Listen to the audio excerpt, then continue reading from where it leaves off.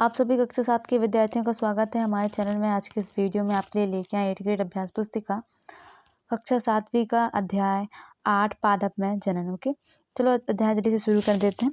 पहला निम्नलिखित शब्द का गोला लगाएं जिसके बीज आपने देखे हैं। तो हमने आम, अनार और मटर के बीज देखे हैं, बाकी इनके बीज हमने नहीं देखे। तो कुल कितने गोले लगाए हमने? कुल 3 गोले लगाए। जिनमें गोले नहीं लगाए उनके नाम हमने ये लिख दिए। ठीक है, गुलाब के पौधे को कैसे उगाया जाता है? तो कलम द्वारा। हो गए। प्रश्न पहला देखिए, रिक्त स्थानों की पूर्ति में यीस्ट में मुकुलन होता जनन होता तो मुकुलन के द्वारा। दूसरा, पुष्प पादप का जनन अंग है। तीसरा, नर एवं मादा युग्मकों का युग्मन जो है निषेचन कहलाता है। चौथा, परागण जल, पवन और कीटों के द्वारा होता है।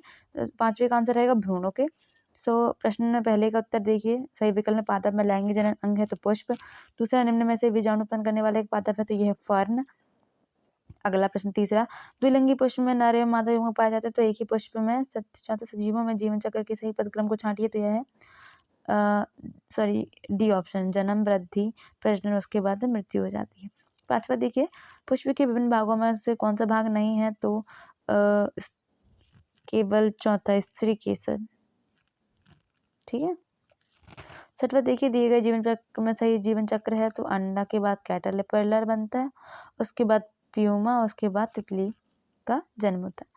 देखिए प्रश्न सातवां, कॉलम से एक कुछ तो कॉलम 2 से मिलाना है। मुकुलकली, यीस्ट की आंख, आलू, खंडन, स्पायरोगायरा, पंख, मैपल, बीजाणु, डबल रोटी में। ठीक है, तो बी ऑप्शन इसका करेक्ट हो जाएगा। पहला देखिए, पादपों में जनन कितने प्रकार का होता है? जनन के प्रकारों के नाम देखिए तो पादपों में जो जनन है 2 प्रकार का होता है, लैंगिक और अलैंगिक। दूसरा देखिए, पहली द्वारा गुलाब की कलम काट लगाने पर नया पौधा उत्पन्न हुआ, यह प्रजनन की विधि है तो यह प्रजनन की कायिक प्रवर्धन विधि को दर्शाता है। कायिक प्रवर्धन एक प्रकार का अलैंगिक जनन है। प्रश्न तीसरा देखिए, पादपों के कायिक अंग कौन कौन से होते हैं? तो पादपों के कायिक अंग मूल, तना, पत्ती अथवा कली है। छात्र देखिए, शैवाल किस प्रकार की वृद्धि करते हैं? तो शैवाल कायिक, अलैंगिक, लैंगिक प्रकार से जनन करते हैं। शैवाल खंडन द्वारा कायिक जनन करता है। पांचवा देखिए, बायोफिल्म यानी कि पत्थर चट्टा की जो प्रजनन की विधि किस प्रकार होती है? तो बायोफिल्म में पत्ती के किनारे गर्त में कलिकाएं होती हैं। यदि इस पादप की पत्ती आद मृदा मिट्टी पर अगर ये पत्तियां जो है बायोफिल्म एक पौधा होता है, उसकी पत्तियां कुछ इस प्रकार की होती हैं, है ना, यहाँ पे थोड़ी ऐसे ऐसे। ठीक है, अगर ये पौधे की पत्ती अगर मिट्टी में भी गिर जाए, है ना, आद मतलब थोड़ी नमी वाली मिट्टी में अगर गिर भी जाए ना, तो वो जो पत्ती से वहाँ पे आपको देखें किनारे से यहाँ पे कलियाँ अपने आप ही निकलने लगती है, वहाँ से पौधा नया पौधे को जन्म देने लगती है। ठीक है। छठवां देखिए, परागण किसे कहते हैं? परागण के प्रकारों को बताइए। तो परागकणों का परागकोश से पुष्प के वर्तिकाग्र पर स्थानांतरण परागण कहलाता है। देखिए, जैसे आपने जासून का फूल पुष्प देखा होगा, यहाँ पे पीले पीले कुछ लगे रहते हैं पराग के कण और लाल लाल कुछ ऐसे लगे रहते हैं। तो जो पराग कण होते हैं पीले पीले, जो वो लाल भाग पे गिर के कहाँ जाते हैं? नीचे क्या बोलना चाहिए, वर्तिकाग्र पे आ जाते हैं नीचे, है ना। तो इसे हम कहते हैं परागण। परागण 2 प्रकार से होता है, स्वपरागण और परपरागण। निषेचन किसे कहते हैं? तो नर तथा मादा युग्मकों के युग्मन को हम से बनी कोशिका जो है युग्मनज कहलाती है। युग्मनज के बनने के लिए नर और मादा युग्मकों के युग्मन का जो प्रक्रम है वह निषेचन कहलाता है।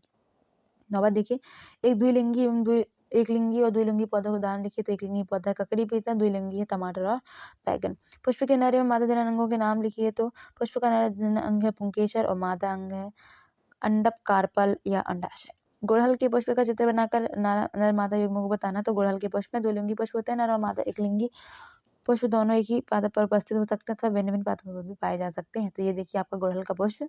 ठीक है, इस प्रकार से जो है आपको डायग्राम बना देना है, ये है ना।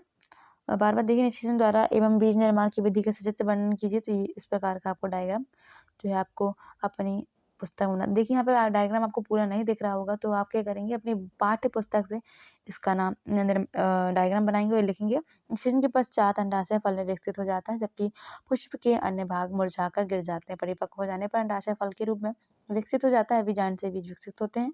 बीज में एक भ्रूण होता है जो सुरक्षात्मक बीजाणु के अंदर होता है। कुछ फूल गूदेदार और रसीले होते हैं जैसे आम, सेब और संतरा। कुछ फल कठोर होते हैं जैसे बादाम और अखरोट। ठीक है, यीस्ट में जनन की तरह समझाइए। तो यीस्ट में क्या होता है, एक यीस्ट कोशिका होती है, जब उसमें जनन होना रहता है ना तो बडिंग होती है।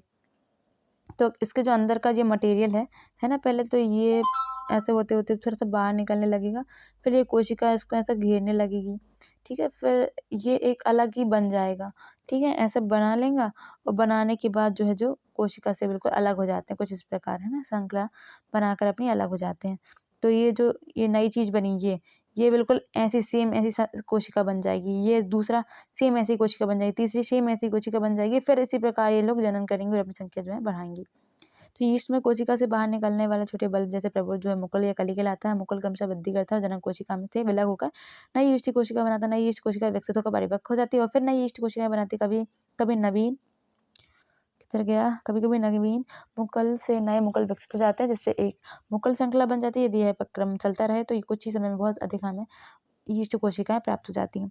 चौथा देखिए 14वां बीजों के प्रकीर्णन की विभिन्न विधियों का नाम लिखिए। तो देखिए पवन द्वारा, जल द्वारा, जंतु द्वारा, फटने के कारण और मनुष्यों के द्वारा आर्टिफिशियल। प्रोजेक्ट 1 देखिए किसी गुलाब के पौधे में से उसके तने को पर्वसंधि से काटकर एक गमले में लगाइए तथा उस पर होने वाले परिवर्तनों की तालिका बनाइए। तो 5 दिनों में कोई परिवर्तन नहीं, 15 दिनों के बाद हल्की सी पत्तियां निकलती हैं, 1 महीने पश्चात पत्तियां कुछ बड़ी हो गई और कलियां आ गई, 3 महीने के पश्चात 3-4 फूल आ जाते हैं। प्रोजेक्ट 2 देखिए अपने घरों से अलग-अलग प्रकार के बीजों को छोटे-छोटे पैकेटों में एकत्र कीजिए एवं नाम लिखिए। तो लौकी घर का उपयोग क्या है? सब्जी बनाने में, भिंडी सब्जी बनाने में, गेंदा फूल की माला बनाने में। तो ये थी आज की वीडियो। वीडियो पसंद आई तो वीडियो को लाइक कर दें, चैनल को सब्सक्राइब कर दें। मिलते हैं अगली वीडियो में, तब तक के लिए धन्यवाद।